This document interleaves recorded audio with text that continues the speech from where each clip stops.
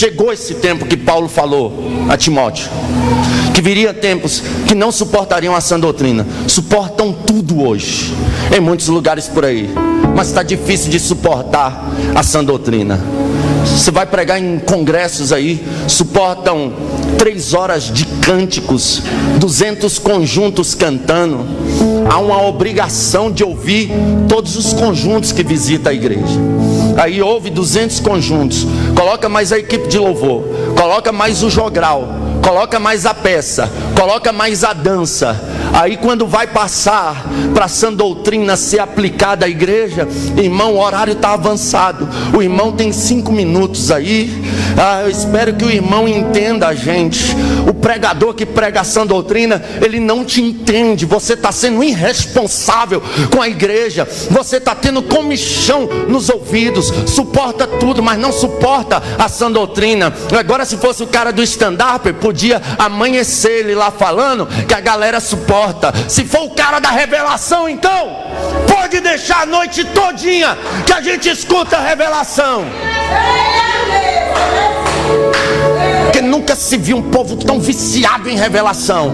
Mas quando se fala de sã doutrina, aí esse povo aí vive desviando. Desviou por quê? Deus falou e não cumpriu.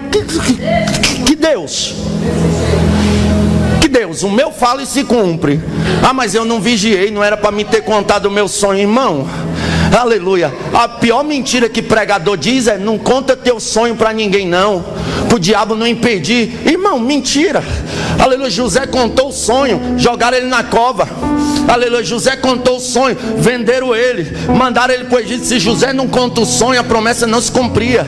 Você contando ou não, você fazendo qualquer coisa ou não, se Deus falou que vai fazer, Ele faz. Deus não precisa de mim, aleluia, para fazer qualquer coisa. Deus, quando Ele fala, Ele cumpre. Então é por isso que ele tem dificuldade de falar. Agora, irmão, as pessoas não suportam mais a sã doutrina, mas fica lá nas livezinhas do Facebook lá, aleluia, o cara com uma bacia de óleo, uma bacia de farofa, um cajado, sei lá, um pano batendo lá e revelando.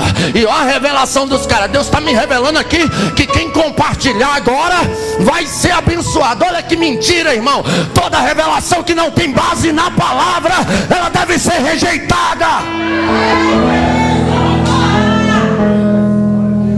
Pregador, você não crê em revelação? Creio. E como creio? Pastor presidente desse ministério, pastor Paulo Miranda, minha mãe nem era crente na época. Ela chegou lá no culto à tarde dele, desesperada. Quando ela entrou, pastor Paulo Miranda chamou ela pelo nome.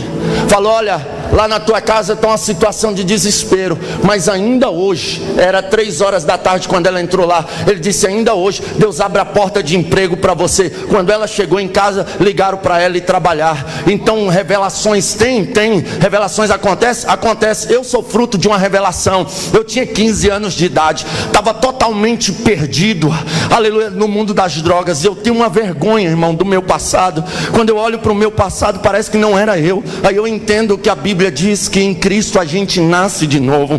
Porque eu fui perdido, viciado em maconha, usava muita droga. Aí o que acontece? Nós morávamos em Águas Lindas de Goiás, no recreio da barragem, aleluia, e todo mundo conhecia a gente lá. Muita gente lembra dessa situação. A gente morava num barraquinho pequeno que só tinha um banheiro. Ali uma situação de miséria total, porque minha mãe foi abandonada pelo meu pai com 7 filhos. Pense, a mais nova tinha meses de idade. Aleluia. Pense para uma mulher trabalhar numa situação dessa.